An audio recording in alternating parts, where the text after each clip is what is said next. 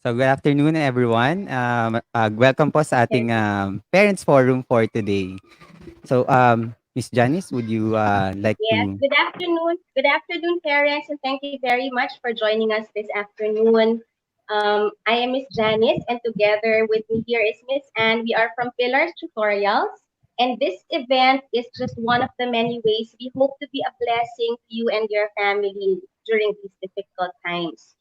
Today, we come together with just one goal, and that is how to help our kids not just to survive, but also to thrive in this new normal in education. And here to help us is Mr. Franco Adun, who is also a parent teacher like us, and who is also a Google certified educator. Mr. Franco? Thank you, Miss Janice, for that introduction. And again, so welcome to our parents and also some teachers. No, I think we also have some teachers here with us, and I think it's also important that the teachers also know the position of the parents because in this shift to education, we'll be expecting a stronger collaboration between the parents and the teachers. And precisely, no, I That's think right. this is such an important venue for the parents to actually be more equipped on handling distance learning. Kasi while we're equipping our students, we are equipping our teachers on distance learning, I think equally we should equip our parents as well. Kasi magiging sobrang malaking partner po sila for this shift to education. Okay, so here's how we're going to go about the Parents Forum for today. Okay, so we'll have a short input by yours truly. And then we'll open with open forum, okay, after Mm-hmm. the presentation. So please do reserve your questions because if you chat them now, it might get lost in the live chat. So please hold on to your questions, write them down, put it in your mobile phones, and type it later during the open forum or question and answer um, period. Okay, so that we could actually see it and attend to it. Okay, so I think we could begin now with our presentation on parenting essentials. Okay, for distance learning. Okay.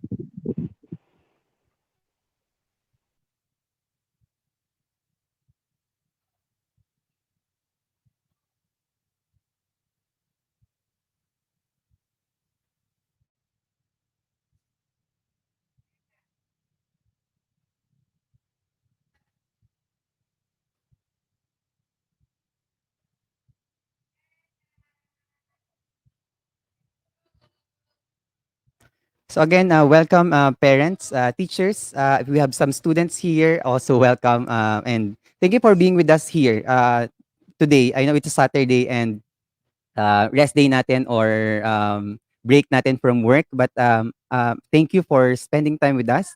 I think this is such an important thing to discuss kay, among our partners in education, which are the parents. Okay, so in this parents forum, what we hope to accomplish or to talk about would be the parenting essentials, okay, for distance learning. Okay. Now, some disclaimer, no. Although I have been teaching for 12 years and I have like some perspective of the education in the Philippines, okay, and also this idea of distance learning.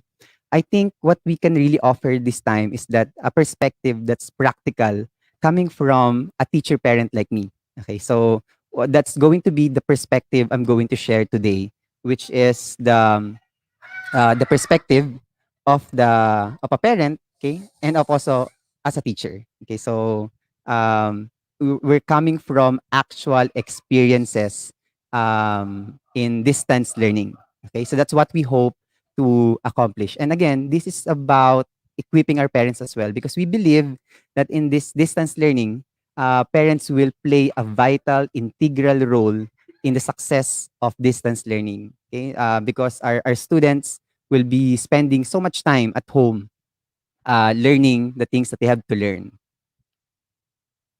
Okay, so before we do that, before we go to our discussion of the parenting essentials, okay, I'd like to first thank Pillars Tutorial for inviting us.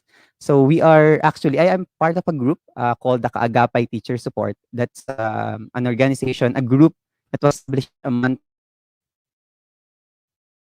ago to answer the demand for assistance to teachers. Okay, so we give trainings, webinars, and all other assistance to teachers in order to help them shift to distance learning as well. Okay, so you may visit us or check our page at Kaagapay Teacher Support if you would like to see what we're doing. Okay, so let's begin with I think before we even understand the essentials of parenting in distance learning, we have to understand first what is distance learning. Okay, so understanding so would be, allow our parents, okay, you parents, okay, to position yourselves exactly where you're needed. Okay, so understanding the complexity, understanding the details, okay, understanding what is distance learning will allow you to exactly know what do I need to do in order to support my kid or my child, okay, in this shift to distance learning. Okay, so when we talk about distance learning, okay, in our usual setup, okay, the learner is allowed to interact with the content. So basically, content are your knowledge. Okay, so these are the concepts, ideas that the student needs to learn. Okay, from a certain subject. So that's the content. You also have your coach. Okay, so basically, is your teacher. Okay, but we're using the word coach in distance learning because the teacher's role as well will shift accordingly in distance learning. They will no longer be the source of information. Okay, rather they will be the one coaching the students to understand how to utilize information and navigate in the digital space. Okay, and of course, you also have your community. And all of this in a regular setup in our pre-pandemic era. All of these elements of education could be found and accessed by the learner in a physical defined space. Okay, so if I go to the school, I go to a classroom, okay, where I belong, I will have instant access to the community of learners. I will have instant access to coach or to the teacher. I will have content that's going to be delivered by the teacher or designed by the teacher. So all of these are conveniently, okay, packaged in a physical defined space. But the problem is that, okay, given our situation right now, we can't have physical defined space or learning space. So that's what's missing right now. Okay. And that's the reason why we are in a way, no, we are forced to shift to distance learning. Okay, wherein there is that acceptance, okay, that there is a defined physical gap between the learner and these elements. Okay, so what happens in distance learning, or what's happening right now, is that we have lost that physical defined space for learning. Okay, so ibig sabihin, the students now no longer have that convenient access to these elements of learning, which is the community, coach, and the content. Okay, and these are all separated by a physical gap. Okay, so and that's going to be the challenge, no? Our challenge now, okay, in education is that how do we provide access to our learners so that they may be able to interact with the community, access the content, and be guided by a coach. Okay, so that's what distance learning is trying to answer. That despite the distance, despite the physical gap, learning could actually happen, and learners could actually access um, these different elements of education. Okay. Okay, so now we move to the educational shift. Okay, so given our situation, okay, and given the idea of distance learning, now we're shifting our modalities and approach to learning. Okay, and we have what we call the online distance learning. Okay, so there's a difference, parents, no? Distance learning is it's a general term when learning is occurring when there is a physical space between the learner and the elements of education. Okay. Now, online distance learning is when you use online tools, okay, and of course, internet in order to bring together these elements of education. Okay?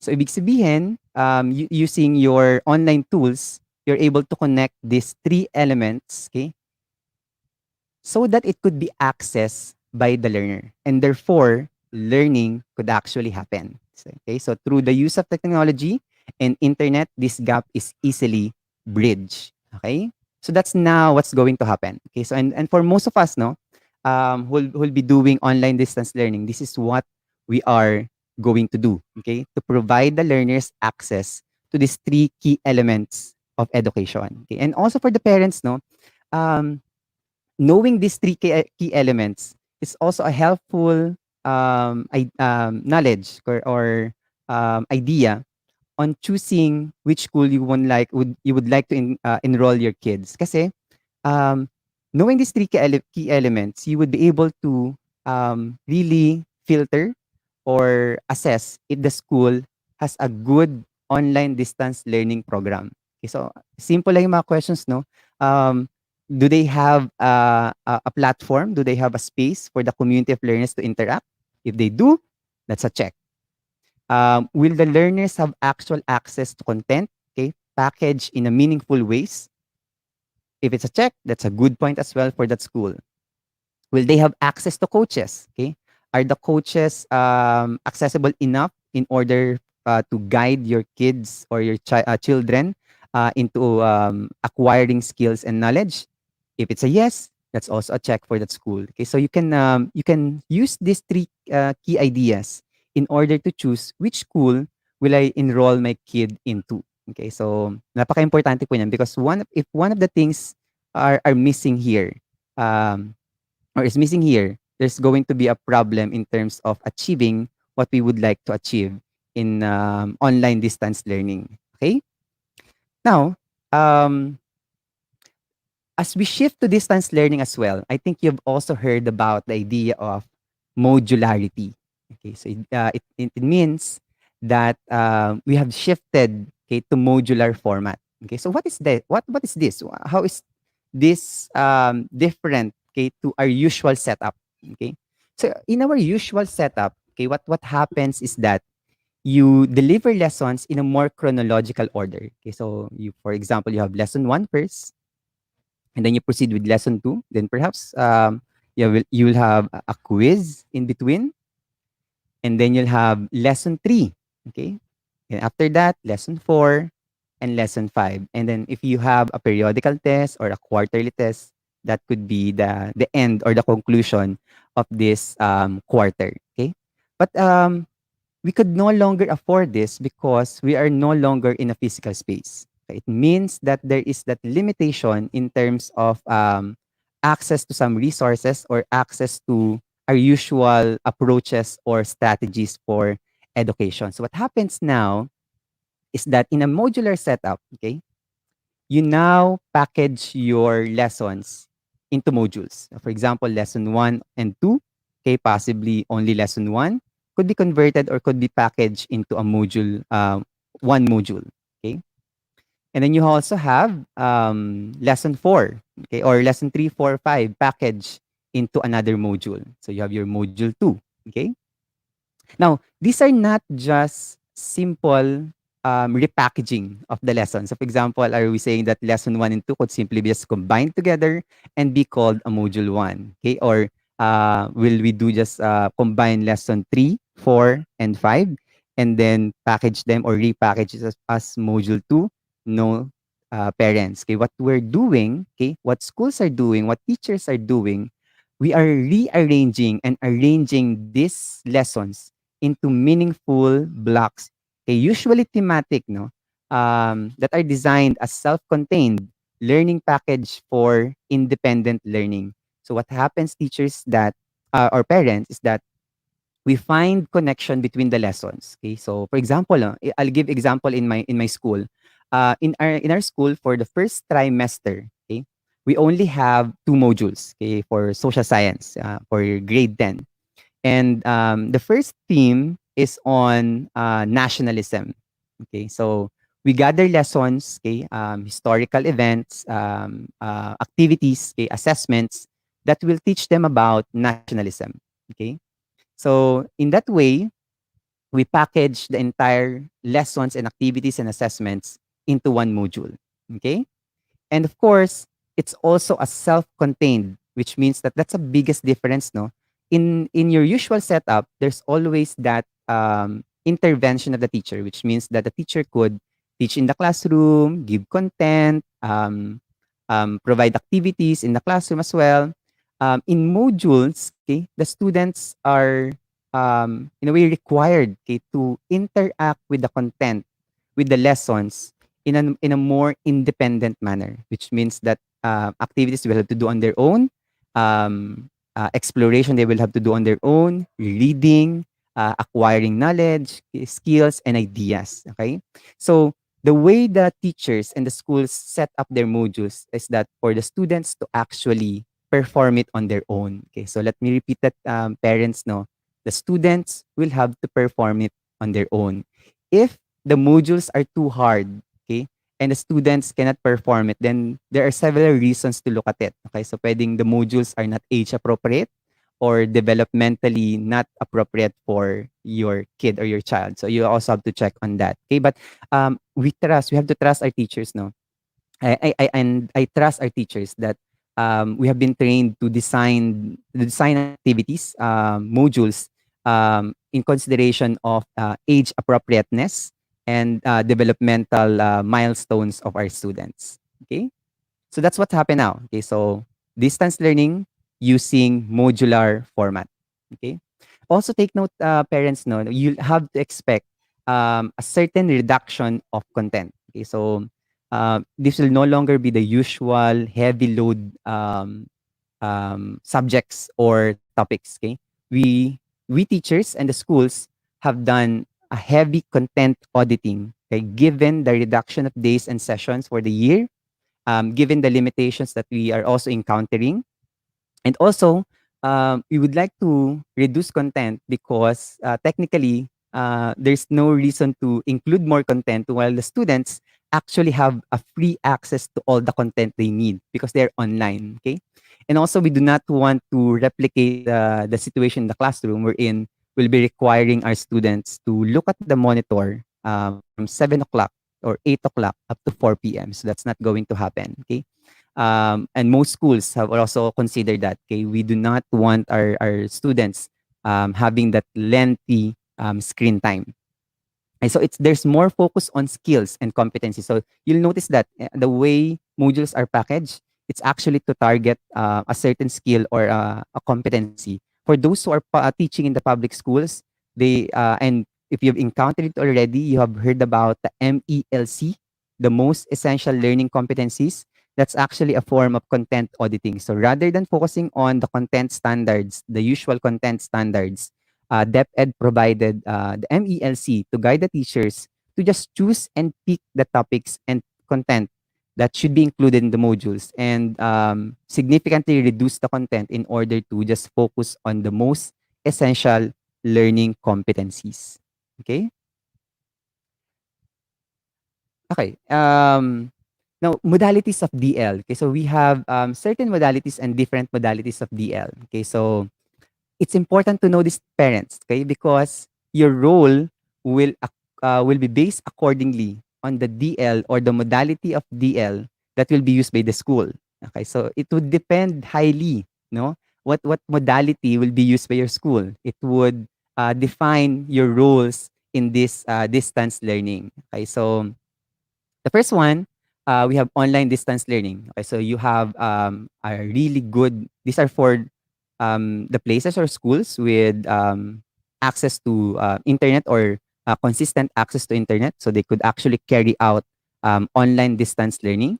So in this setup, you have the content, you have the coach, and you have the community of learners in one space. Okay, so it means that modules are delivered online. Okay, in this case, we'll be discussing later on what will be your role if you are a parent of a student taking on online distance learning. Okay, those that has a limited or inconsistent access to internet, okay, or there's that problem in accessibility, would result to what they call remote learning, wherein there's still the coach, you still have the content, okay, packaged in modules, either delivered online or printed. Kaya lang, you would be missing the community of learners because there's no digital space set up for the learners to actually interact. Okay? And of course, you have the remote study. So ito na yung there's a definite problem in accessibility via internet. So modules are printed and there's only access to the content. Okay, so walang access to the coach or to the community of learners. Okay, but of course, as much possible, no, what we aim to do would be online distance learning because that's a more holistic, more complete approach to distance learning. But for those who are doing remote study, developing their modules could also be designed in a way to fill in the gaps provided by the lack of accessibility to internet. Okay. Okay. So what are the schools doing right now? Okay. So as we shift educational perspective and approach, okay. So for those who are doing online distance learning, okay, most probably these are the things they are prioritizing. One, they're setting up their learning management system because that would allow community of learners to engage with each other. Okay. They will also be doing capacity building for the use of online tools and module development as well. Okay, so even online distance learning, okay, they would also be using modular format, okay, delivered in a different way. Okay, um, also remote learning, wherein ay,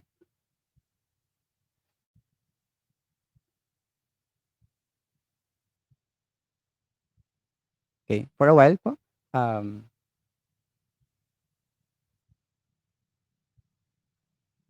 I think there's a problem with my presentation for a while.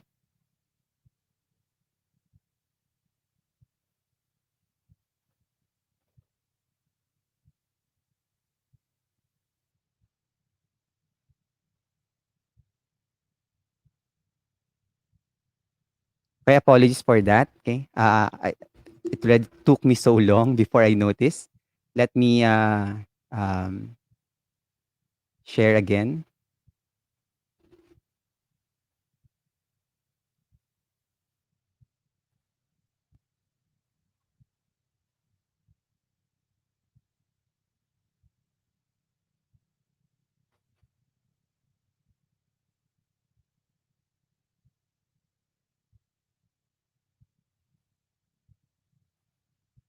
Okay.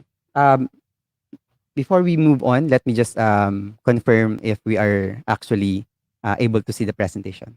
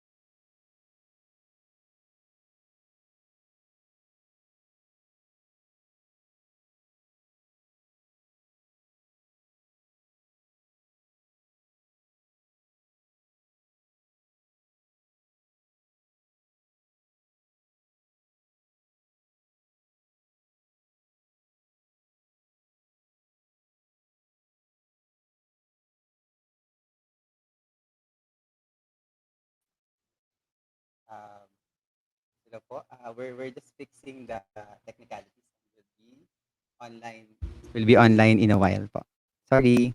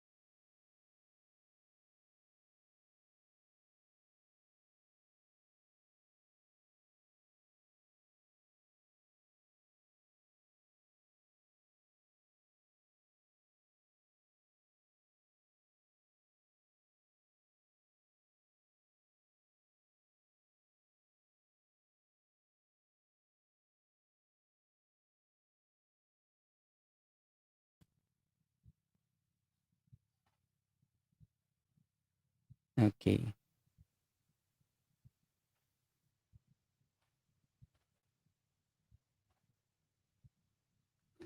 Okay, hello parents and audience. So maraming salamat for waiting and for being with us and for patiently um waiting for the technical errors to be resolved. Okay, so I think we're here.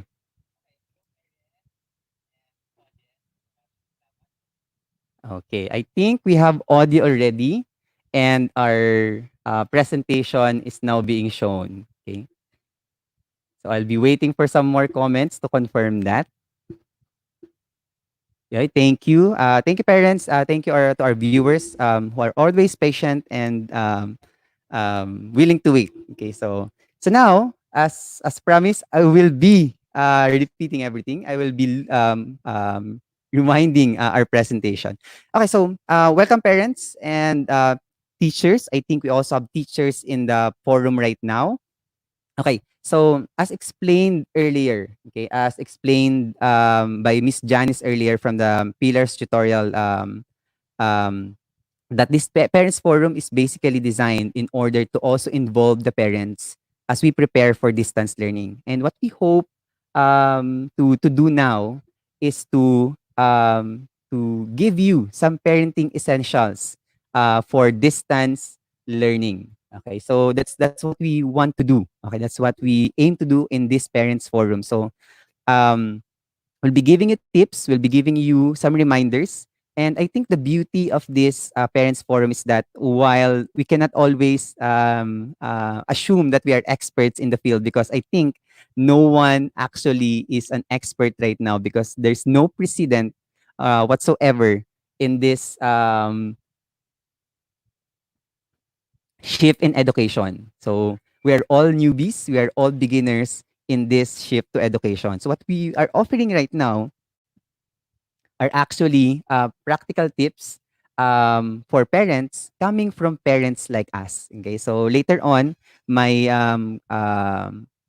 co-hosts, okay, will also be sharing with you their tips, now their experiences in parenting as we shift to distance learning. Okay, so, before we begin, I'd like to introduce our group again. We are the Kaagapay Teacher Support. Okay, we provide trainings, webinars. If you are from a school, you would like to invite us? Do send us a message. at kaagapaytc@gmail.com, and we will be more than glad to send you a trainer to help you shift to distance learning. Okay? Okay, now, um, we now move on to our discussion for today. Okay, so before we move on, I think there's a importance, no, and value in looking back at the idea of distance learning. Why? Because parents understanding what is distance learning, the modalities of distance learning, and other considerations, okay, on distance learning, this would allow us, okay, to position ourselves, okay, properly, and we would know better as parents how to actually support and help our kids, our children in shifting or navigating in distance learning. Okay, so now, um, in our usual setup, okay, so this is what our setup is, pre-COVID, pre-pandemic era. Okay, so the learner is allowed to interact with the content. So that's usually your knowledge, your topics, ideas, concepts that they need to learn, um, as a student in a particular subject. Okay, and of course, you also have access to the coach. Okay, um, the coach, okay, will be usually that, of course, that's your teacher. Okay, so we term it a coach in distance learning because also the role of the teacher will shift accordingly into distance learning. So mag-iiba din yung expectations and roles of the teacher as we shift to online distance learning. Okay, and then, the learner also have access to the community of other learners, okay? So ibig sabihin, in a physical defined space or inside the classroom, when they go to school, okay, pre-pandemic era, the student has an automatic, okay, instant access to these three key elements of education. So they have access to community of learners, they have access to the coach right away, and they have access to the content given by the teacher, okay? But the problem is, in our situation right now, we cannot be in the classroom. Okay, so it means that we cannot afford to go into the classroom and actually provide our learners access to these three key elements of education. Okay, so that's what's missing in today's educational setup. Okay, so you have now the three key elements being separated by a physical gap. Okay, so and also the learner will have a physical gap. Okay, um, again or between these three elements or key elements of education. Okay, so that now that's the challenge. Okay, so in distance learning, this is what we're trying to answer. If we are separated by physical gap, okay, how do we give our learners access to these three key elements? Okay, and that's what distance learning is trying to answer. Okay, we're trying to bridge the gap, okay, between these key elements so that the learners could actually access them, okay, and still continue with learning despite not going to the classroom or not going to the school. Okay, so that's now what's happening. Okay, as we shift, okay, this will be now the changes in education. Okay, so as we shift to distance learning, okay, and the most heard, okay, or very common form of distance learning is what we call the online distance learning. Yes, po parents, teachers, there's a big difference between what is online distance learning and what is online distance learning. And even online learning is a different one. Okay, so basically, what online distance learning is kind of distance learning we're in order to bridge the gap, okay, between the community, the coach, and the content, and the learner.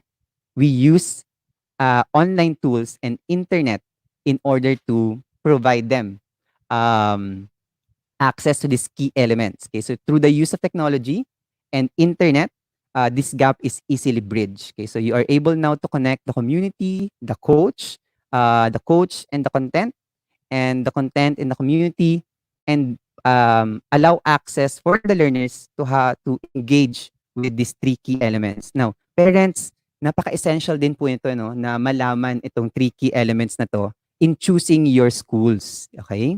So when you choose your schools, okay, where you're going to enroll your kids, okay, for online distance learning, these are the three key elements you have to check. So when you receive their primers, when you see their programs, okay, for their distance learning, you'll have to carefully check if they have set up a space for the community of learners to actually engage with each other. Okay, do they have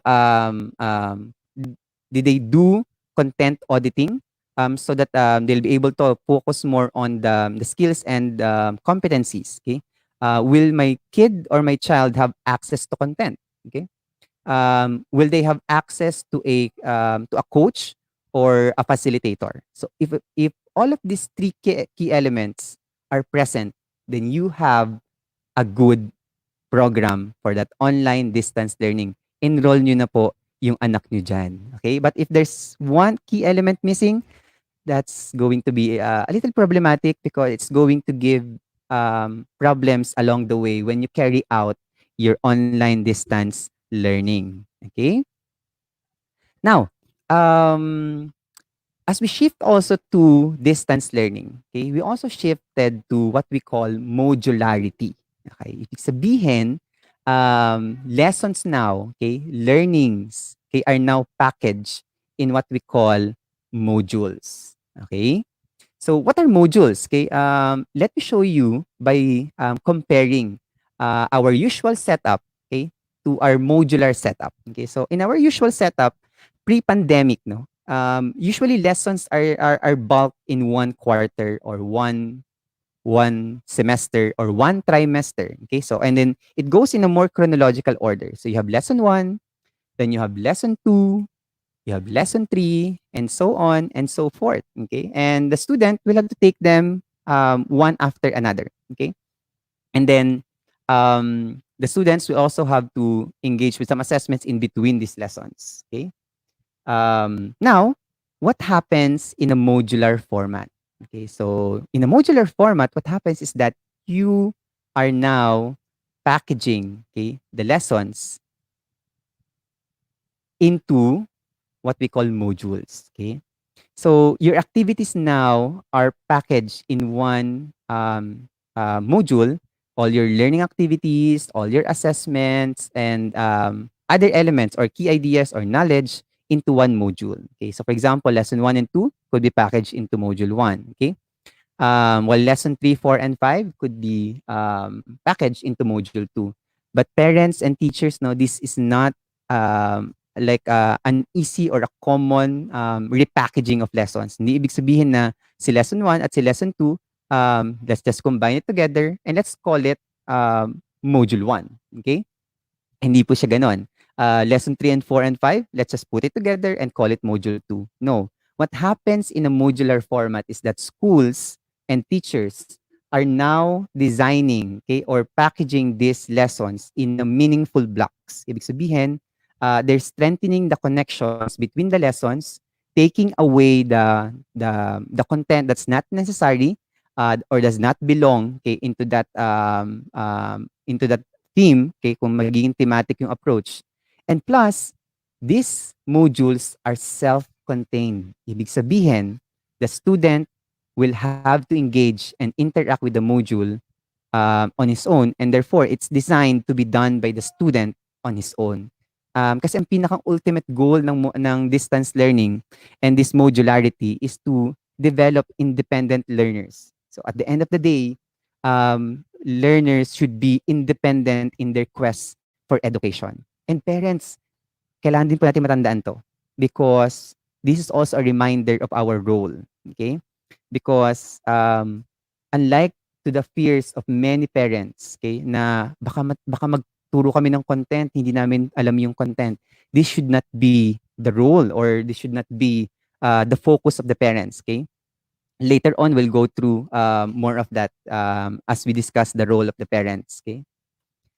And also, let's take note that there will be content auditing. So schools have done content auditing in order to reduce the content of this year's education, so that we could focus more on skills and competencies. And also, technically speaking, um, counterproductive and impractical maglagay ng sobrang daming content or mag-focus sa content this year while the students actually have access to all the contents we would be giving them. So instead of focusing on the content, okay, what we're focusing is on the development of skills so that the students will be able to use that content, okay, with efficiency and effectiveness. So yun ang magiging focus namin, okay?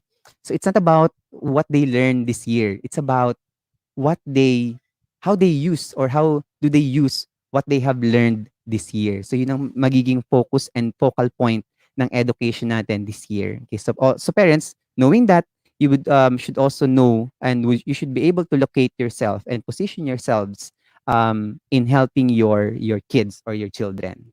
Okay? Okay, and when you talk about modalities, distance learning, you also have different modalities. Okay, why is this important? Because this will change the kinds of expectations we have from parents or the roles of the parents into distance learning. Okay, so we have several modalities now. Okay, so for example, so you have your online distance learning, okay, and you have your remote learning, and you have your remote study.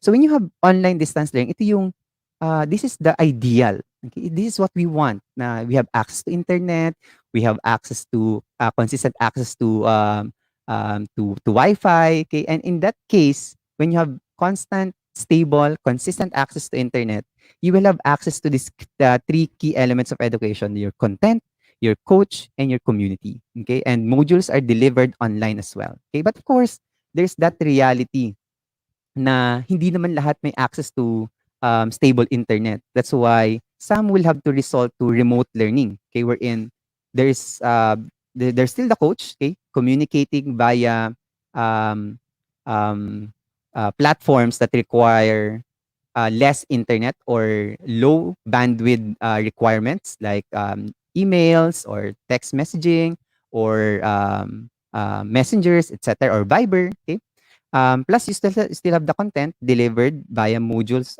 online or could also be printed. Okay? And of course, ito na yung remote study. Ito na yung pinaka-challenging part natin because some of our areas in the Philippines do not have actual access to a good internet. So talagang iba walang device or walang internet.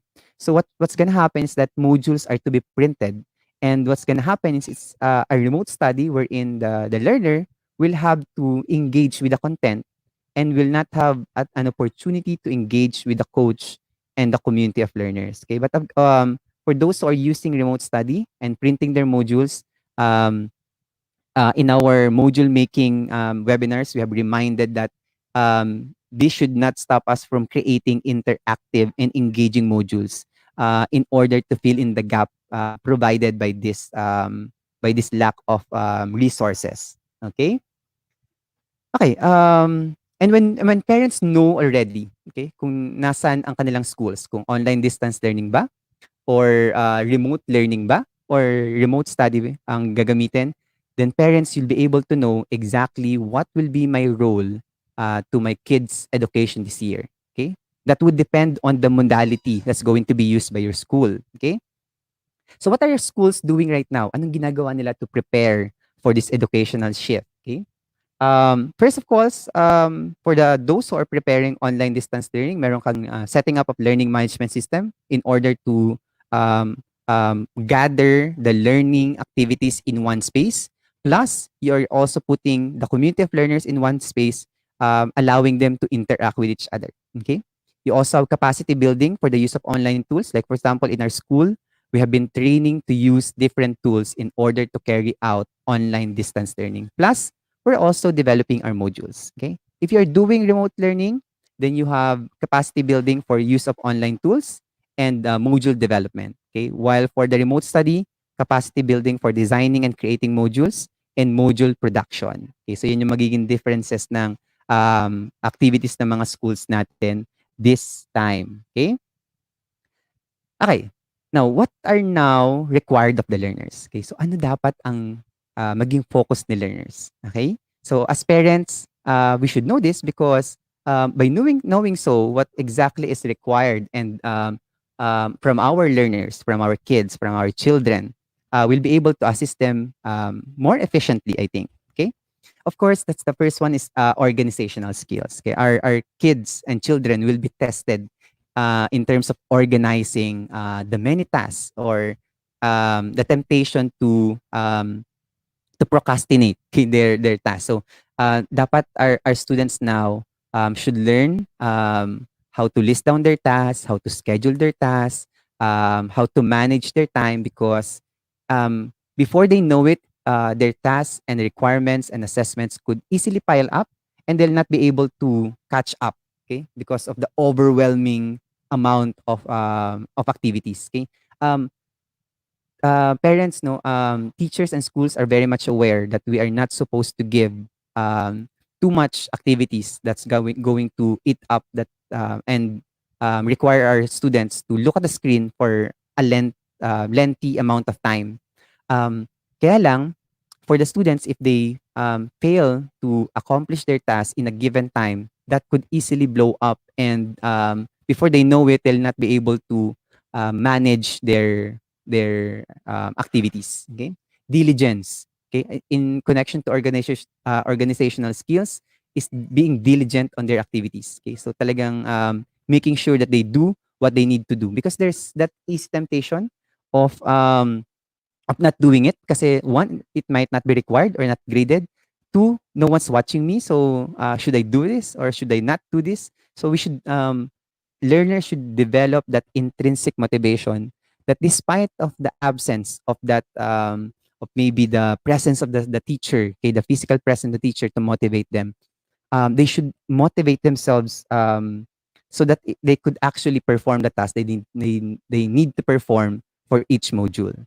Okay, resilience. Okay, it's going to be a little hard. Okay, definitely, it's going to take adjustments. Okay, also they will encounter difficulties along the way. So it's the resilience of the students will be tested, and if they go through with it, okay, and persevere, no, they would actually be more resilient after this. Okay, I see a group of independent learners by 2021. That's the beauty of this setup right now.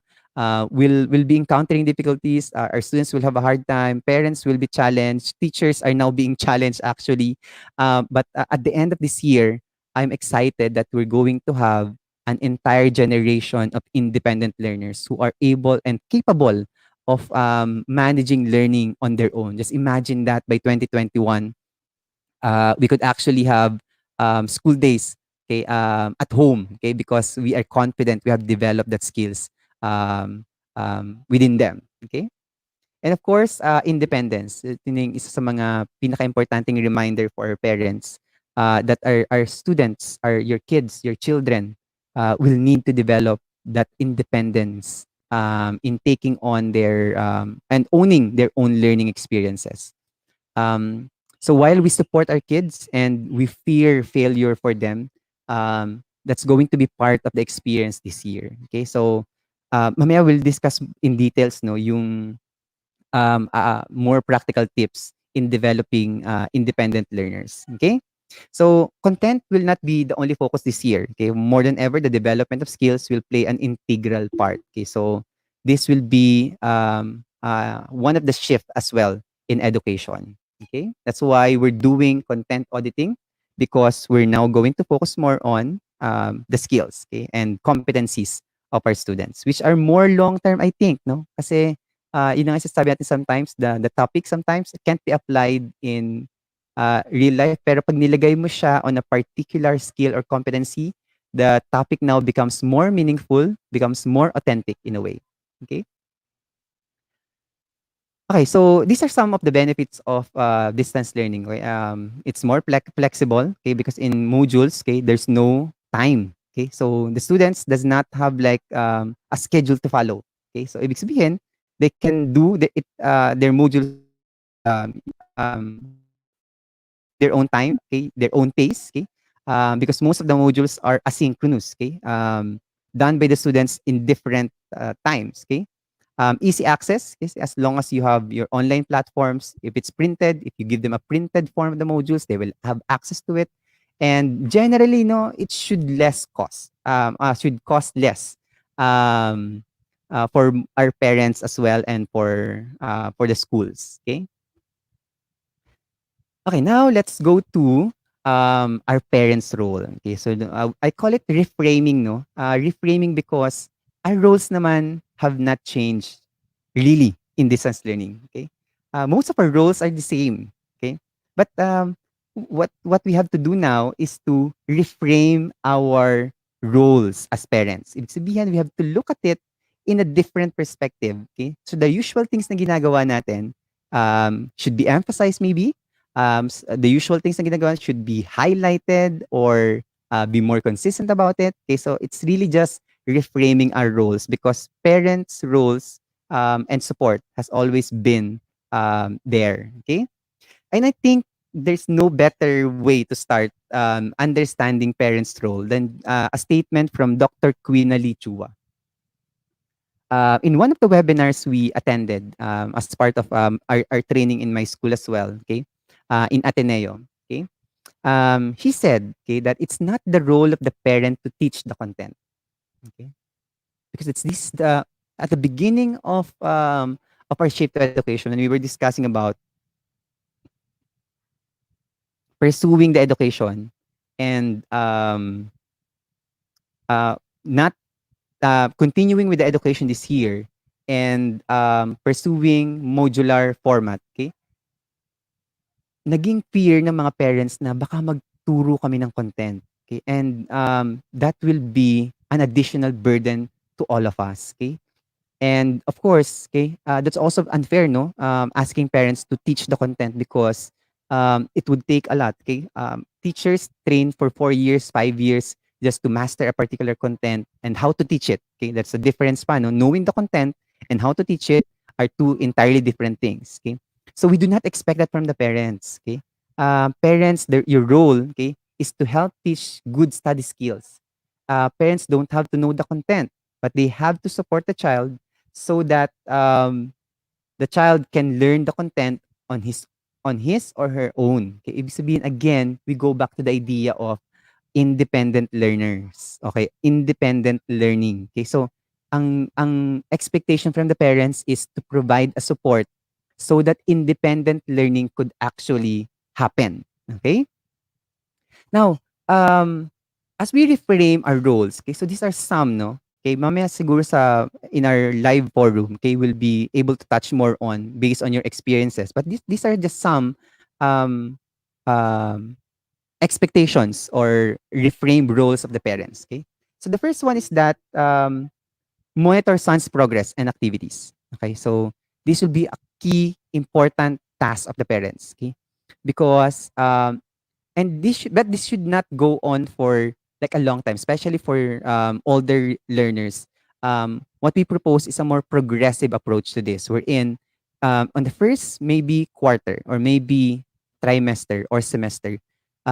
Please do have a way to monitor your son's progress. Okay, do check their activities, do check their grades, okay, and their tasks, so that you would know if they're actually progressing well. Okay, given this, now given this role, you would actually be able to help the student by allowing them to know where they should improve. Kasi for example, nakita nyo na may problem sa progression ni student or of your child, of your kid, then you'll be able to immediately intervene by communicating it with their teachers or with their school.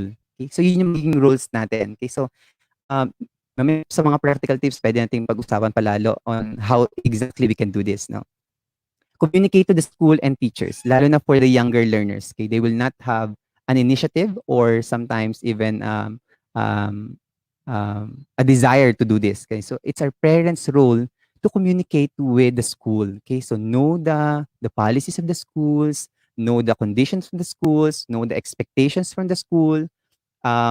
If you have problems at home, connectivity, devices, setup, do communicate that with the school. Okay, not that the school will change everything for you, or not that the school will provide the things that you need. No, it's more of like letting the school know what your limitations are, so that they could actually adjust, okay, or modify some of the parts in order to include you. Kasi schools and teachers, we want to include as many learners as possible in our setup. Okay? And of course, support for material and technical needs, especially for those who are doing or going to do online distance learning. Okay? You'll definitely need to do or to have devices. Okay? And study area. Okay, so lahat ng mga requirements na yun, technical and material requirements, should be provided by the parents. And that would allow the learner to actually engage in distance learning, okay? Confidently. Okay? Pero parents, no, hindi naman to kailangan na, for example, kailangan ko ba laptop agad? Hindi naman. Most schools right now, okay, if not all, okay, have been considering that all forms of online distance learning should have a mobile or tablet compatibility. So, ibig sabihin, kung ano man yung gagamiting tools and devices, approaches, should actually be using a tablet or a mobile phone. Para hindi tayo kailangan bumili, di ba? Because most of us naman have mobile phones already or tablets. Okay? And of course, support for emotional well-being. I think this is one of the most important. Parents, we should also realize that while we are stressed by the situation of the pandemic, okay, we also have to realize that our kids are under the same pressure conditions. So, ibig sabihin, whatever we are experiencing, if we are stressed, if we are bothered, if we are anxious, our students are most likely in the same situation.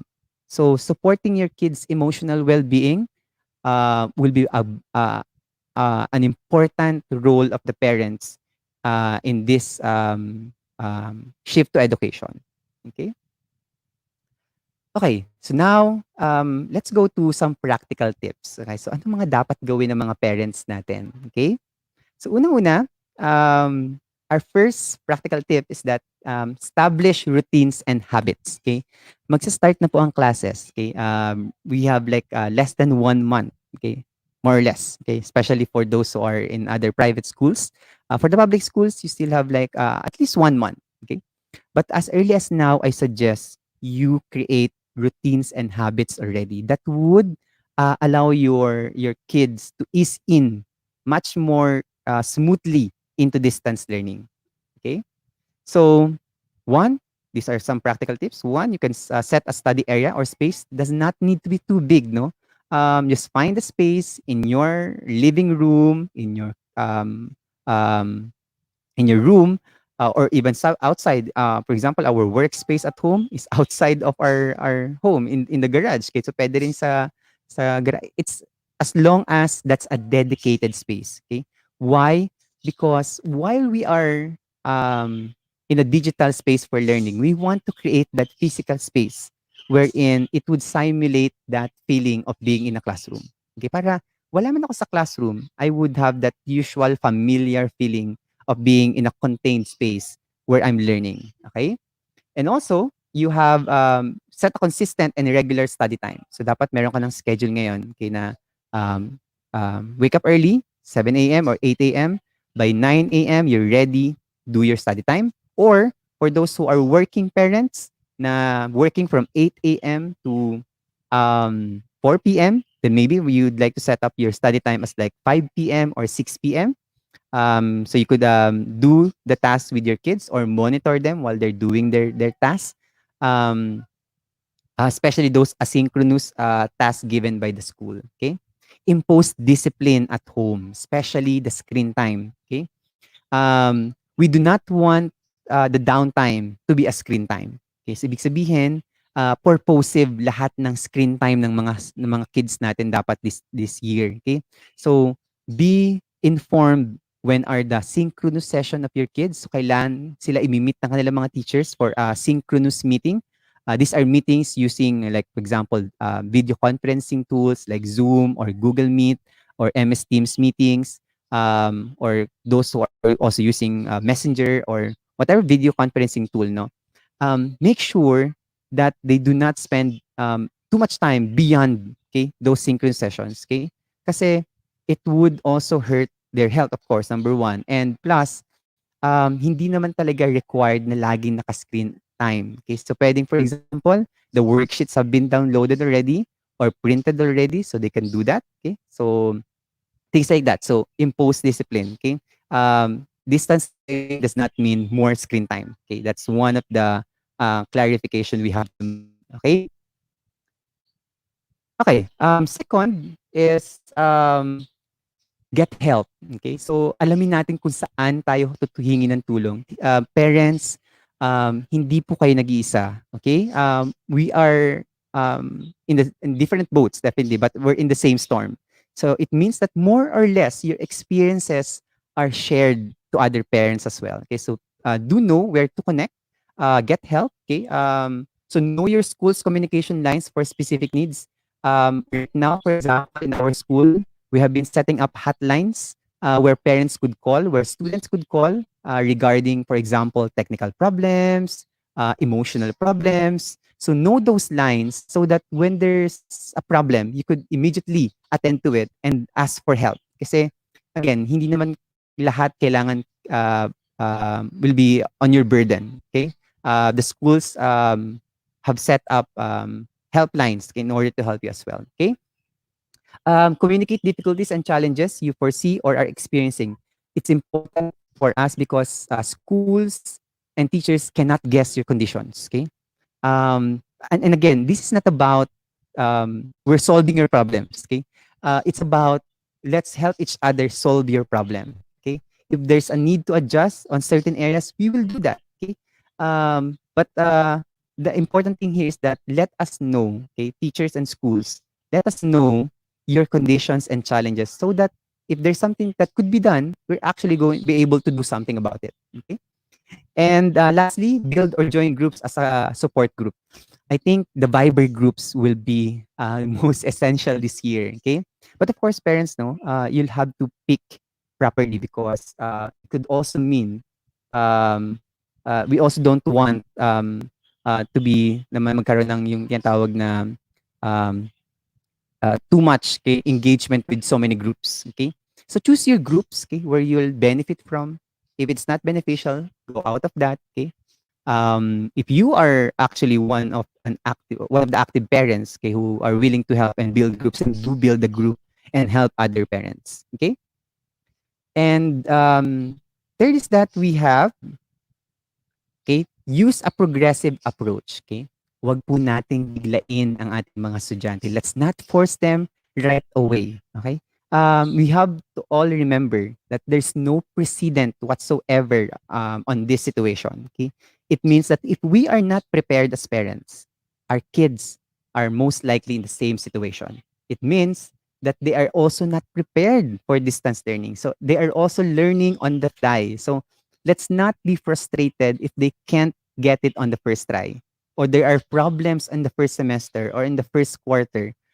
What's important is that we're learning from it. Okay, so progressively um, sustain your assistance to them, be more consistent, and as you go through siguro second quarter or second trimester, slowly reduce the assistance. Okay, and allow your kids to flourish independently in distance learning. Okay?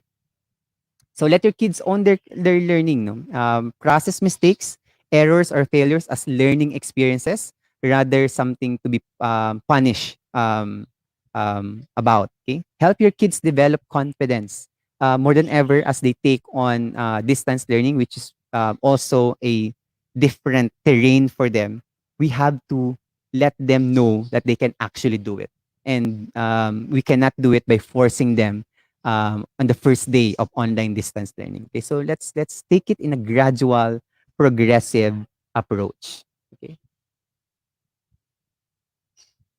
and lastly, okay, is to maintain balance across different areas of development. tendency, no, that we're just at home to just focus on one, and that's going to be detrimental to our students. Um, Schools have been long focusing on the different areas of the students. Okay, so it's important for us, no, to make sure that we keep on developing the students as holistic as possible. Okay, it means we manage stress at home. Okay, again, parents, if you're stressed, your kids are most likely stressed as well. Okay? They don't know what's happening. They're also anxious. They can't show it. Okay. Um, you're lucky. We're adults. We can actually we have more capacity for expression of our anxiety. But for our kids, who knows, they might be hiding it. So we have to help them manage their feelings as well, their emotions. Okay. So find ways, for example, explore new activities, new hobbies, involve your kids into doing some things, just to take their attention away from a while from education for like activities or assignments. Explore more bonding time. Okay, something that would comfort them emotionally. Okay, keep the kids active. Okay, so do some exercise at home. Okay, let them play. Okay? So allow them in the garage, okay? No need to like allow them into the streets, okay? But at least in the garage, okay? Play with them. Okay? It's important to keep them active as well because that physical body would be staying at home for a long time. So we do not want to um, be inactive for that length of time. Okay? Allow expression and discussion of what's happening. Of course, this would depend on the level, the age of your kids and your children, but there are ways to talk to them, okay, in developmental aspects or in developmental considerations. But the idea is that you have to involve them in understanding what's happening and what's going to happen so that they have that more understanding of the situation. Some schools allow activities, and in that way mai-ease yung anxiety ng mga kids. Okay? And because we know if they keep on hiding it, mapupuno sila and magkakaroon sila ng tataas yung stress level ng mga kids and children natin. Okay? Connect safely with friends. Okay? It's not that because there's no opportunity to be outside or engage in a physical activity, but like setting up like meetings with their classmates, their friends would actually help them. Okay. We usually, for example, in my case, no, we talk to other parents and schedule like a Zoom meeting or a Google Meet meeting, wherein the student that our kids would just simply talk about random things, okay, not in a structured manner. Okay, so we just let them for 20-30 minutes talking to each other. Okay, so that connection also allows them to be at peace with their emotions. Okay, so these are some, again, practical tips, okay? But of course, there are more, okay? So now I'm going to go to the more practical side of distance learning, okay?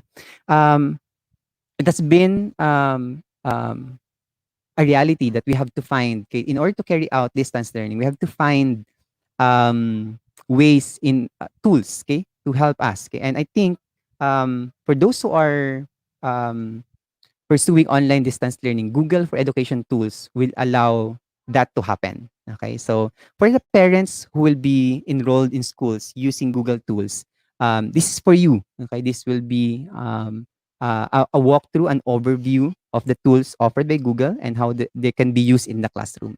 Okay, so in order to help us, I clustered them um, into four areas. Okay, so the four C's of 21st century learning. So you have collaboration. So you have tools for communication.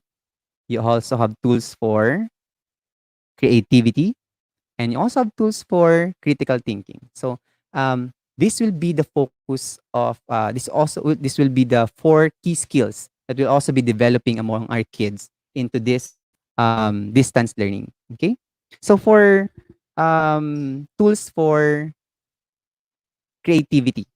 Okay, so what Google tools can we use for that? Okay, so we have I can recommend three. No, okay.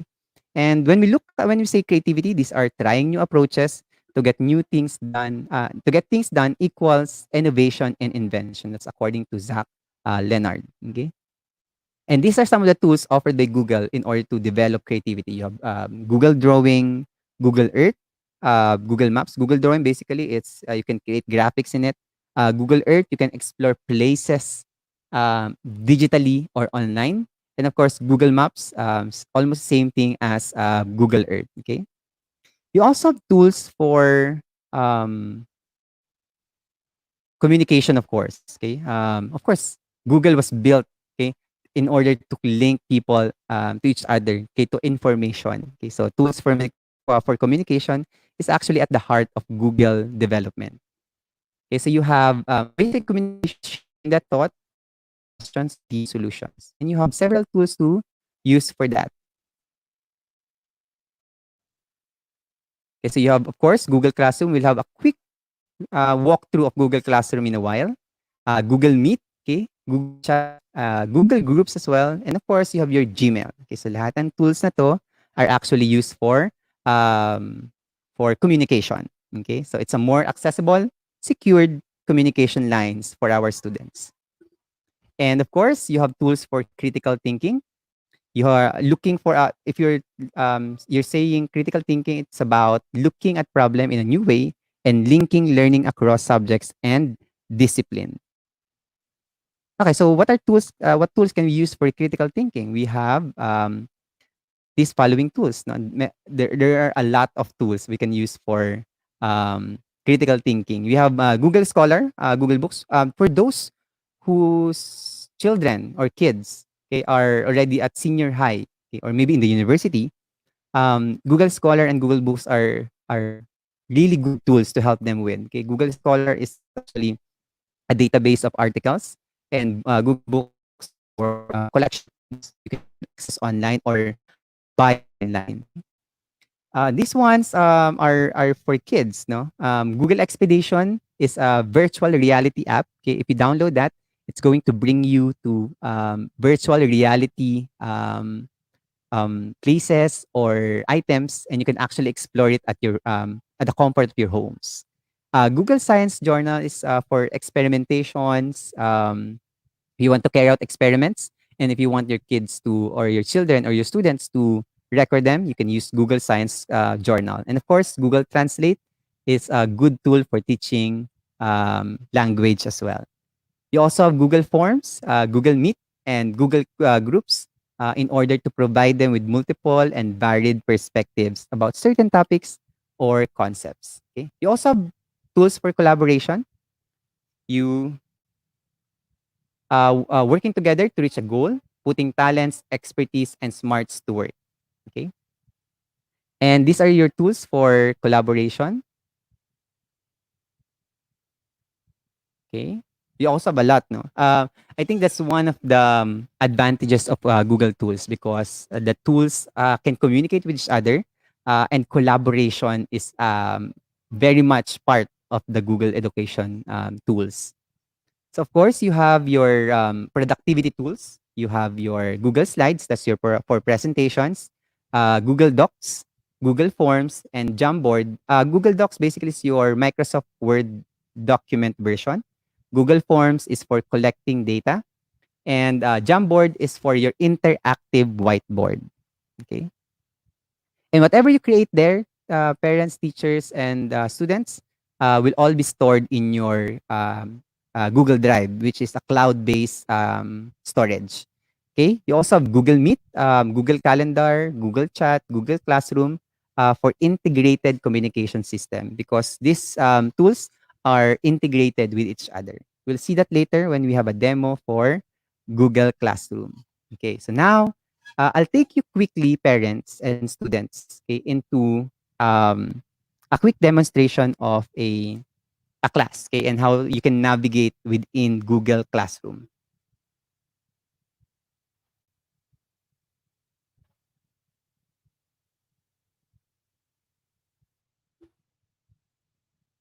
Okay. So now I'm here in my teacher's perspective. Okay, so let's just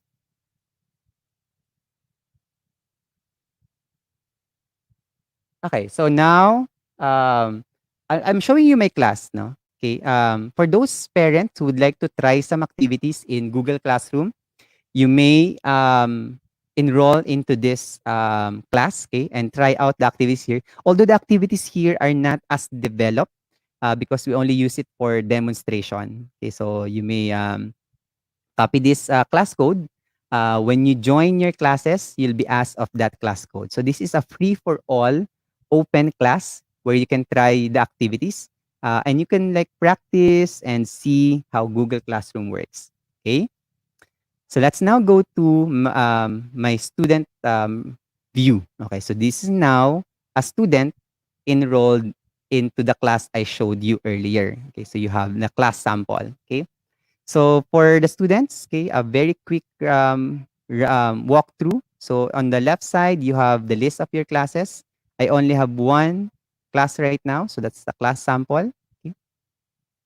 You have three buttons on top. That's your stream, classwork, and people. In the stream, you will see all the posts made by your teacher or by other students. Okay. In the classwork, you will see all your activities, okay, posted by your teacher. Okay.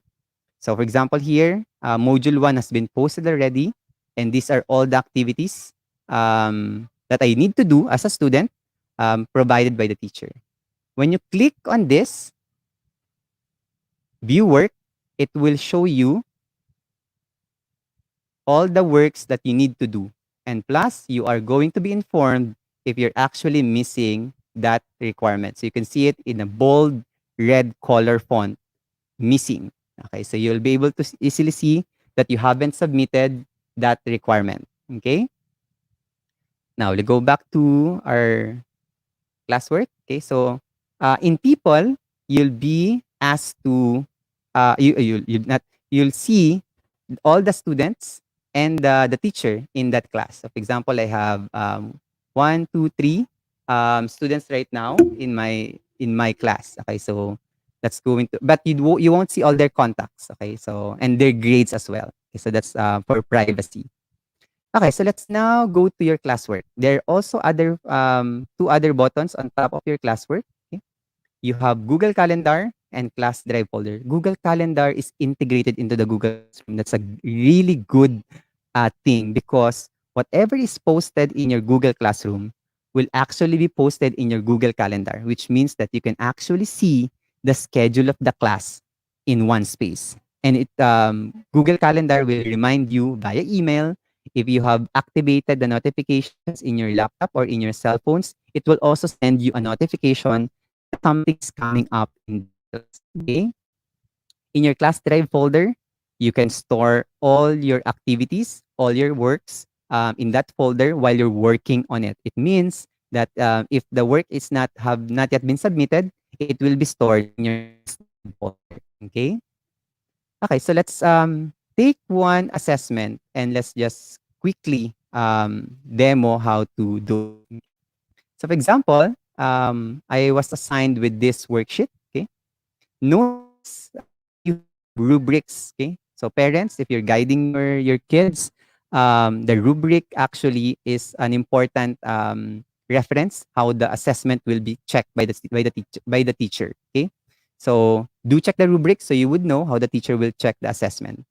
And you also have the Google document assigned to your kid. Okay, so you click on the view assignment para so you would see the details of the assignment. So you would see here, you would see the points assigned to it. Okay. You would see when it was due. It was due long time ago because I made this a month ago, almost a month ago. Okay. And you would see here the rubric. That should be the rubric. It's incomplete, but that's how the rubric would look like. Okay. Now, this is now your work. Okay. So what you do is to click on that document and edit it accordingly. So based on the demands of the assessment. Okay. Okay. So for example here, the task is maglista ng limang kahulugan ng nation. Sandigan ng pagkakakilanlan, basihan pang kultura. Um, we can also put pag sasambayan.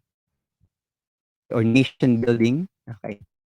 And then when it's done, okay, always remember, okay, all assessments, okay, for parents and for the students to always check on turn in. That's the only time your assessments are pushed to the teacher's folder for submission. And if you do not click on that, even if you're done with your work, you won't be able to submit, or your work has not been submitted. Okay. But while you're working on it and you haven't turned in your work, you can actually continue working, especially this is a Google document. No need for saving as long as you're online. Google document automatically saves your work. Okay? And you can go back to it anytime as you prefer. Okay. Once you're done, okay, for example, you're done already and you want to submit it. So either you turn it in inside the Google document or you click on this button, turn it in. So let's just click on that. Okay.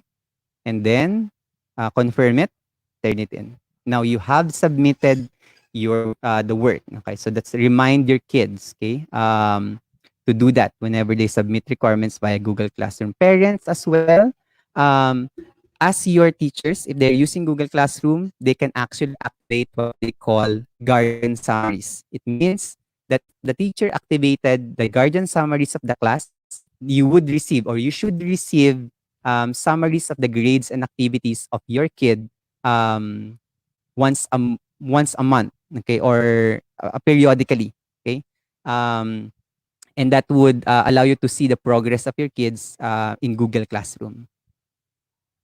Okay, so actually that's a very quick demo. If you would like to have a more in-depth look at the Google Classroom, you may um,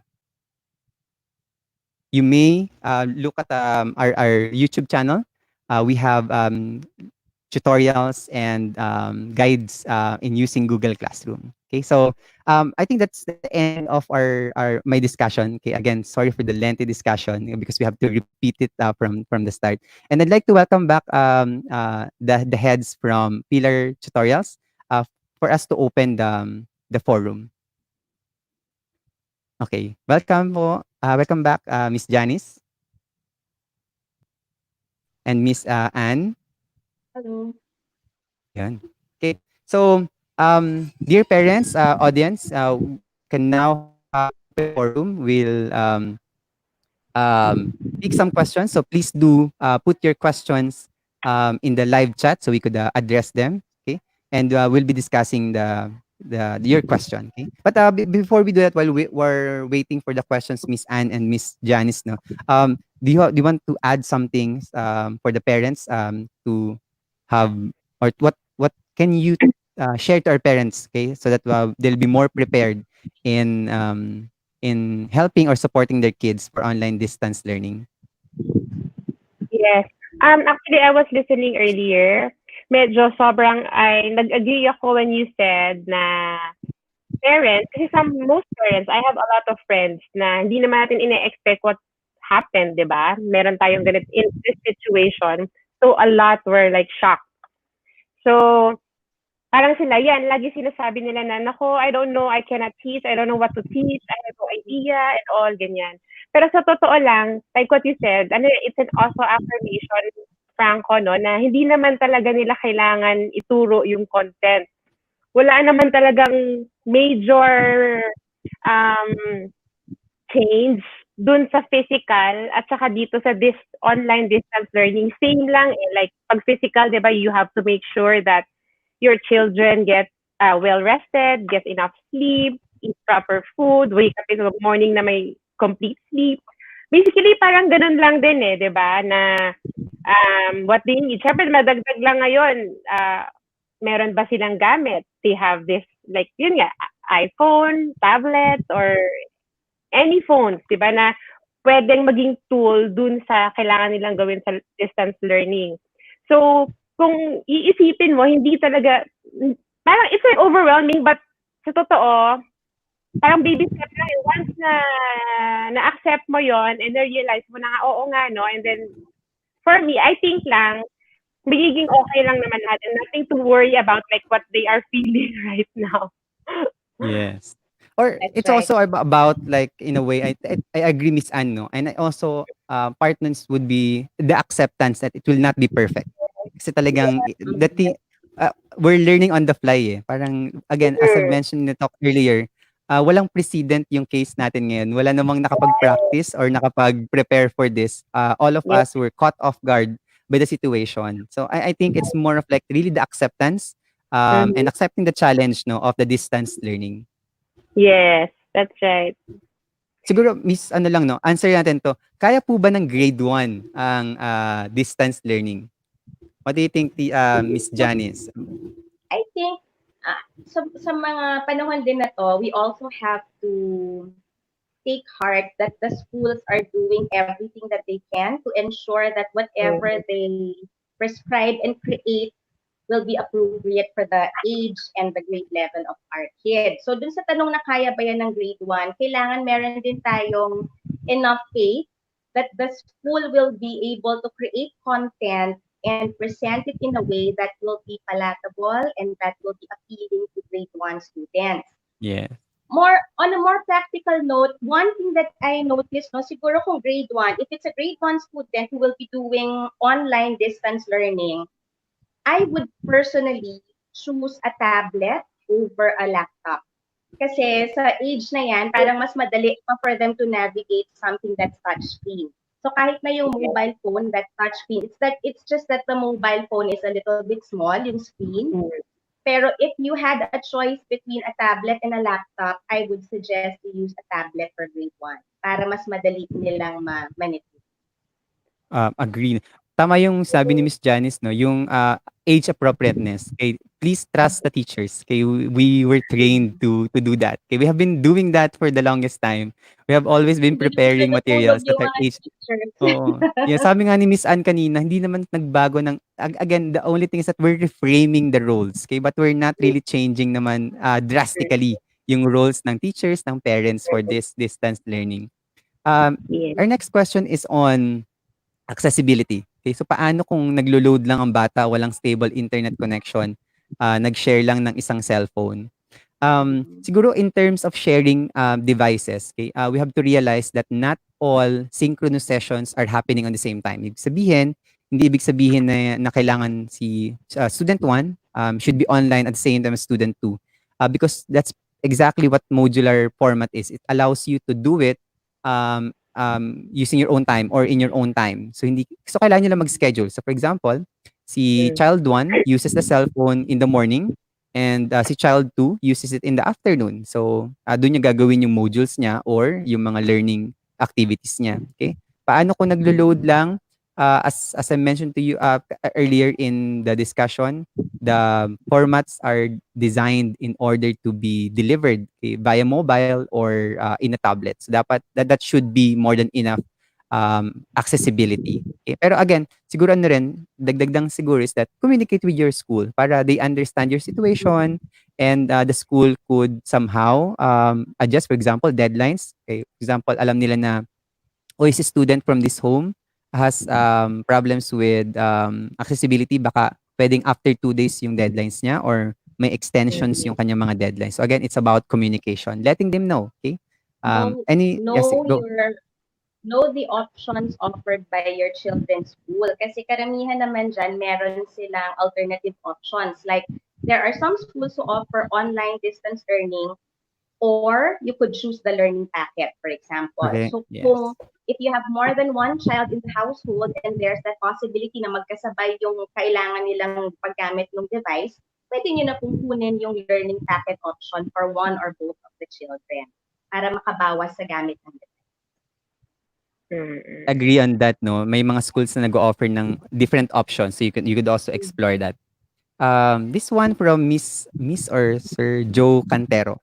How the Mhm. teacher can instruct parents without educational attainment in guiding their children in doing such things in terms of modularity in distance learning? Maybe Miss Anne, baka would you like to address that? Parang connected lang if please correct me if I'm wrong ha, though I understand this. Parang connected siya dun sa sinasabi na like Gano'n. Ako, dinala ko sa school yung anak ko, ganyan yung educational attainment ko. 'Di ba parang okay pa rin naman yung anak ko, nagawa pa rin naman ng teacher or kasi again, yung content naman will be coming from the teacher, right? From the school, Yes. 'di ba? So, Yes. parang Yeah. gano'n lang din. So, most likely, like, 'pag may totoong school setting, si teacher naman would tell the parents na, or mommy, this is what your child is doing. Di naman niya sinabi na you need to teach this content, di ba? Specific content to your child. Ganun, hindi naman gano'n. It's more like an update sa paano siya nakaka-cope up, ano yung health, parang gano'n. Not more on content, di ba? So, Correct. I hope I answered the question. So, ayun. So, parang feeling ko, okay lang yon. Mm. Nothing to worry. Hindi discriminating ang distance learning for the parents na hindi alam yung content. Kasi nga kung gano'n ang Yes. perspective natin, then dapat, magwo-worry ba tayo na kailangan alam ko lahat ng subjects like mathematics, social science. So gano'n kung gano'n ang perspective natin, mahirap talaga siya, okay? And, again, we are not as teachers, ako rin bilang isang guro, we're not passing the burden of teaching, to you, okay? Because the way we're going to design our modules should allow your kids, okay, to actually perform the tasks and activities, acquire the knowledge, acquire the skills on their own. Okay? Talagang support system talaga tayo, hindi tayo yung magtuturo. The parents are not replacing the teachers in this setup. Okay? Yes, and to add lang, I'm sure naman if you ask a teacher kung ano yung kailangan mong gawin, based sa experience ko, may mga teachers naman would share. Pwede nilang sabihin talaga, they will give information na you go to this ganito, mommy, you can check on this one, pwede tong pang-help, or bibigyan talaga sila ng tool kung gusto talaga nilang i-supplement lang yung kid. But again, the information will be given na, diba? Yes. Siguro if anything, no, as a teacher, I imagine that the biggest support that the parent can give kapag nag-online distance learning na is the technical support. No? Make sure that the hardware is available and the software is ready. Na nandyan ka kapag ka biglang nagkakaroon ng technical difficulties, you are available to help, especially for the younger kids. As a teacher, I can imagine that that alone would be a tremendous amount of support already that you can give your Yes, kids. agree. Kahit Agree, na Miss walang Janice on that. support at all on content. Siguro last 3 questions because baka mag-overtime. Actually overtime na tayo, but, we would like to help the parents as much as we can. So, we'll extend a little bit and we'll answer siguro around 3 to 4 questions para just to end our forum. From Miss, Clarivic Bidayos, "That's true, but the problem in our school doesn't allow us to use the tablets even as teachers. All tablets are just kept and besides no internet connection in school." Miss Clarivic, I think given that's why, when the schools plan for their distance learning, we have to situate it and contextualize it. Dapat alam na kagad natin what are the resources we have and we don't have. Okay? Dapat hindi tayo pretentious na baka magkaroon tayo ng devices next month or baka magkaroon tayo ng internet connection next week. Hindi dapat ganoon. Dapat decisive tayo na ito wala tayong internet, wala tayong devices. So modular format tayo, print natin ang modules natin. So dapat ganoon, decisive yung school kasi we cannot also keep the parents hanging and not knowing what's going to happen. That's the worst thing that the parents would go through yung hindi nila alam exactly what's going to happen, hindi nila alam how the school will approach the education. So we have to be honest to them. So wala po tayong internet, wala po tayong devices. So printed modules po tayo. And I think again as I mentioned earlier, printed modules while it has some limitations, still a very good efficient tool for distance learning. So hindi po siya kawalan or hindi po siya like less of any form or approach to distance learning. Okay, would you like to add or pwede pa tayong proceed to our next question? And Tignan proceed. natin yung next question. Ah, okay, from Sir John John Rivera. What is best the parents modular learning instead of online learning? This conviction is based on my assessment to the capability of the child. Thank you very much. Very technical. Actually, nalinaw ko na po kasi i-hide ko lang po yung question kasi tatakpan si Miss Anne. Um, pero nalinaw na Okay. 'to kanina that we have to understand na regardless of what your modality is, online distance learning, online learning, you'll have to deliver it kasi yun na yung pinaka-efficient natin in a modular format. Okay, so, if you're doing, online learning, online distance learning, dapat naka-package yan into modular format, okay? And how do we convince our parents? We have to let them know that it's the most efficient, most effective approach to distance learning to package the content in order for the students to actually perform the content on their own, a self-contained learning package. Mhm. And again, I don't think we have any other choice. Unless we have a vaccine by next month, that's the only thing that's going to change the things. Okay, so but it's 1.5 years in the making, so we do not expect that anytime Mm. soon. But Okay. siguro Okay. another thing, no, if I understand the question correctly, it's how to convince a parent to choose modules over online distance learning. Tama ba? Parang sa, Yes. how do I convince the parent to choose modules over online? And of course, it should be clear why you want to convince that parent, no? Kasi you take your cue from the child. You take your cue from the child, but maybe not necessarily on the basis of ability. Kasi nga, no matter what platform or what format it takes, the student should be able to consume the content in the same way. Kaya lang, if let's say, for example, the student has some, if the student has some difficulty coping online, kasi may mga batang ganun eh. My son is actually one of those kids na ayaw mag-online learning. Para he feels weird with a Zoom meeting, he feels weird seeing his classmates online. And if that's the case, that to me is a compelling point because I will never advise parents to force their kids to go to an online class, especially the very young kids, if they are not comfortable with it, because it could have long lasting adverse effects on the child. Mm. Mm. Agree Yes. on that. At siguro ito lang 'no, i-highlight ko, it's a comment actually, pero it's connected to the question kanina by Miss Clarivic Bidayos. So merong mga parents na nagko-complain, on the use of the modules, okay? Um, I One solution that I can think of para lang mas ma-convince natin yung parents for those printed modules, okay, is that maglagay po tayo, like for example, what suggested module demonstration that I made a week ago, that maglagay po tayo ng student guide, okay, dun sa module natin para it could guide the students and even the parents on how to use the modules. Kasi sometimes, overwhelming kasi yung module eh, di ba? Pagdating sa'yo ng module, makikita mo na kagad, lesson 1, activity 2. So parang wala man lang Mm. silang like intro or hindi man lang sila na-equip on how do I use this module or who do I ask about this module if I have a question. So pwede rin tayong maglagay ng communication lines, in order to clarify. So parang sort of like mga FAQs dun sa module natin para it's really a self-contained tool. Okay? So just to answer that. So meron pa tayong mga question. Yes, Miss Clarivic, no, meron isa pang comment dito. It's the teachers who really have to create the modules. Why?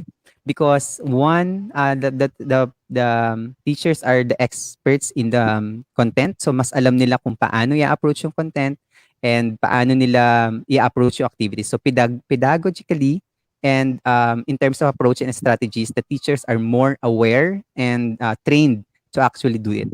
Okay? Mm. Okay. I think last question, kung meron pa tayong last question. I think it's most are now thank yous and good afternoon from our audience. Yes, welcome po. Maraming salamat din po for being with us today. Ay siguro ano lang, last message lang from the Pillars tutorial center before we end. Go Miss Janice, do you have like a final message? Okay. Siguro the bottom line is you are not alone, no, to the parents. That's the overlaying message. And we are here to help in any way we can, which is also why we come up with forums like this. Um, there are a lot of ways that we can support the student who is going through online distance learning. And if the parents would like to outsource some part of the support, then there are companies like Pillars Tutorials who are very much willing and capable of providing that kind of support. In fact, right now, a lot of our students have enrolled because they want to practice online learning. Kasi it's because it's new, simply because it's new and they've never done it before. A few weeks before classes, they come in para they can actually get an experience of talking to a teacher, learning a lesson online. And once they have gone through several sessions, parang ang laking load yung natatanggal sa chest ng parents because they have seen for themselves that my child can survive online distance learning. Parang my child can enjoy his sessions, my child can actually learn the lesson, and my child can actually do the tasks that have been assigned to them. That in itself is a big confidence booster. And because our kids really take their cue from us, pag nakikita nila that we are being more positive about online distance learning, then it will also follow. They will also feel positive about it. Yun Okay. lang. So you're not alone. Get Yeah. whatever support you need. Yes. Go, Miss Yes. Anne.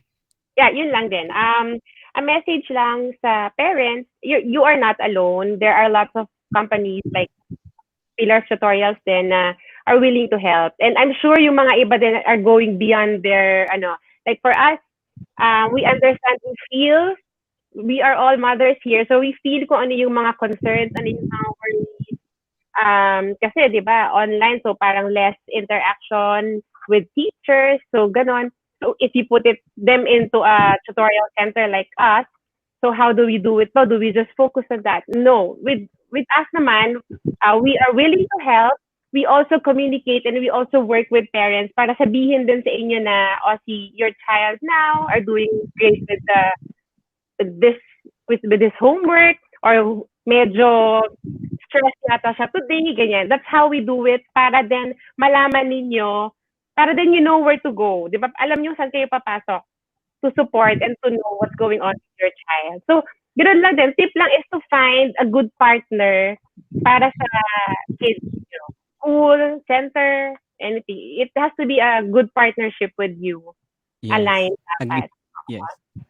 I agree with Miss Janice and Miss ano, and especially itong Pillars tutorial is created and built by parents. So alam nila yung pinanggagalingan, yung pangangailangan ng mga estudyante, and also for the parents. So very sensitive to sa needs ng mga students and sa needs ng mga parents natin. So I really encourage you to take a look and give it a try. We have the details here being shown. We have a page, pillarstutorial.ph in Facebook.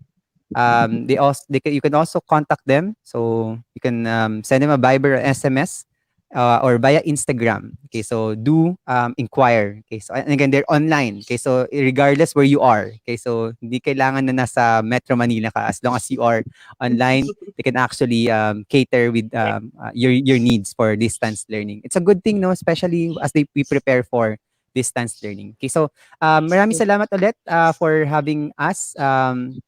Miss Janice, Miss Anne, the Pillars Tutorial Center for having the Kaagapay teacher support here in helping the parents navigate and be more equipped for distance learning. Okay.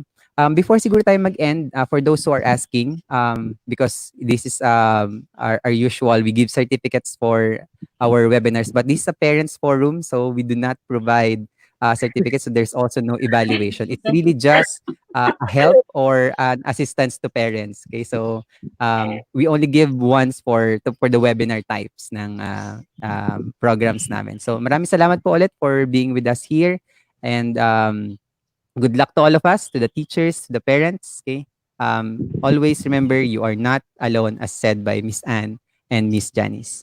So thank you. Thank you. Franco, thank Thank you, you. Franco.